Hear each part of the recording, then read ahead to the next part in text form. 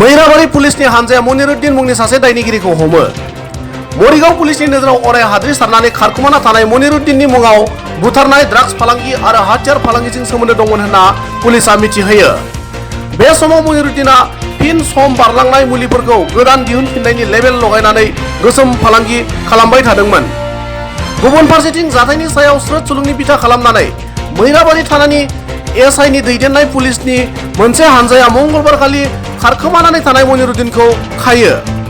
लोगोसेनो मनिरुद्दिननि हेंथायै भारतारि आयेन खान्थि बायदियै 263/16 US 25(1) आर्म्स एक्ट, केस नं 227/15 US 22 NDPS एक्ट, केस नं 08/2018 US 302/201 IPC, केस नं 301/19 US 20/B22 B NDPS act 1945 आरो केस नं 303/19 US 251A आर्म्स एक्टनि आवथायाव केस रेजिस्टार खालामनानै जेलाव दैथायहरो।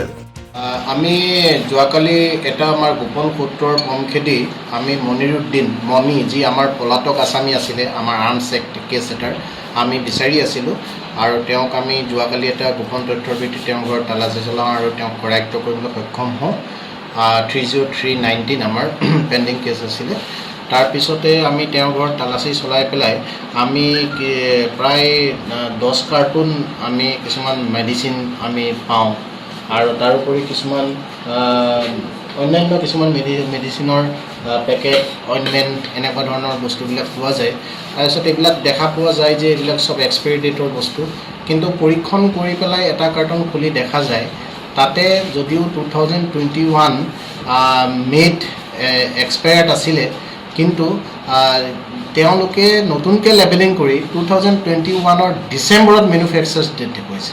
আৰু যিটো আশ্চৰ্যজনক কথা, যিটো ডিচেম্বৰ এতিয়ালৈকে অহাই নাই 2021। গতিকে ডিচেম্বৰত যিহেতু এইটো মেনুফেকচাৰ ডেট দেখুৱাইছে, ইয়াৰ পৰা জানিব পৰা যায় যে এইটো এটা ডাঙৰ সি ষড়যন্ত্ৰত লিপ্ত, যিটোৰ জৰিয়তে স্বাস্থ্যজনিত এটা বিষক্ৰিয়া মানে চলোৱাৰ বা সমাজখনক এটা মানে বেয়া পথলৈ লৈ যোৱাৰ বা স্বাস্থ্যৰ এটা অৱনতিৰ পথলৈ লৈ যোৱাৰ কাৰণে এটা অপচেষ্টা চলাইছে। গতিকে এই ক্ষেত্ৰত আমি ইতিমধ্যে ঊৰ্ধ্বতম কৰ্তৃপক্ষক জনোৱা হৈছে আৰু আমাৰ ড্ৰাগছ ইনস্পেক্টৰ ছাৰকো আমি জনাইছোঁ।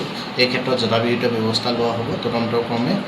আৰু তদন্তকালত আমি তেওঁৰ তাত কিছুমান কডেন সংলগ্ন NDPS নাৰ্কটিক কাফ চিৰাপ আমি 13টা আমি উদ্ধাৰ কৰিবলৈ সক্ষম হৈছোঁ। অভিযোগ এটা আছিলে তেনেকুৱাকৈ তেওঁ কেইবাটা কেছতো আমি পুলিচে তেওঁক এৰেষ্ট কৰিছোঁ পূৰ্বতে।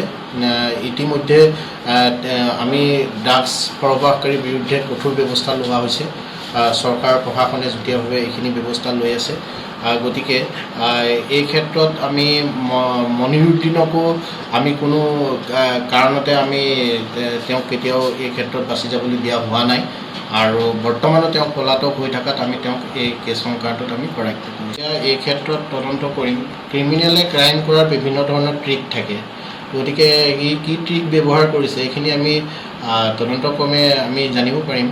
গতিকে তেওঁ নিজৰ কিবা মুনাফাৰ কাৰণে ব্যৱহাৰ কৰিব পাৰে, যে মাৰ্কেটত দিব বা তেনেকুৱা কিবা কৰিব, সেইটোতো তদন্তক্ৰমেহে জানিব পৰা যায়। মানৱ জীৱনলৈ এটা ভাল হয়। সেই গতিকে আমি এই ক্ষেত্ৰত খুব কঠোৰ হ'ম আৰু এই ক্ষেত্ৰত আমি সঠিকভাৱে তদন্ত কৰি এই ক্ষেত্ৰত যিসকল জড়িত তেওঁলোকক আমি কৰায়ত্ব কৰিম আৰু যথাবিহিত ব্যৱস্থা। তেখেতৰ লগত আৰু কোনোবা জড়িত আছে নেকি? থাকিব পাৰে, বৰ্তমান তদন্ত চলি আছে। তদন্তক্ৰমে যদি আৰু কোনো জড়িত পোৱা যায় তেওঁলোকৰ বিৰুদ্ধে ব্যৱস্থা লোৱা হ'ব।